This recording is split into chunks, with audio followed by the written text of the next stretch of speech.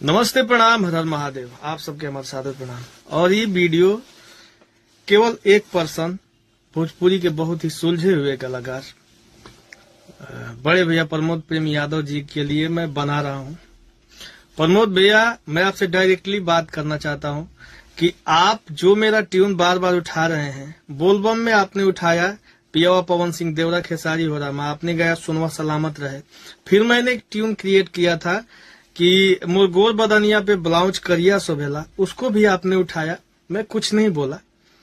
जो भी गीतकार आपको गाना दे रहे हैं, अपने गीतकारों से पूछिए कि वो कहाँ से उठा रहे हैं, किसी का कॉपी तो नहीं है। आप एक सुलझे हुए कलाकार हैं, आप में ये शोभा नहीं देता है। और मेरा यही निवेदन है कि मुझे छेड़ा ना जाए। छेड़ने मुझे भी आता है, मैं भी छेड़ सकता हूँ। आपको छेड़ने में मुझे देर नहीं लगेगा। मैं भी काम कर रहा हूँ, आप भी काम कर रहे हैं। अभी हाल ही में मैंने एक गाना गाया था कि एगो मोर बा भतार की जवानी पियता, उसको आप होली में उठा के गा दिए। तो हमका घंटा डोलाई है, हमरो शूटिंग भइल बा, हमू गईले बानी। तो भैया जो बड़ भाई बानी, ऐसा छेड़छाड़ हमरा से मत करी, न तो ई मामला विवाद के रूप ले ली, देर ना लगी। नमस्ते, प्रणाम।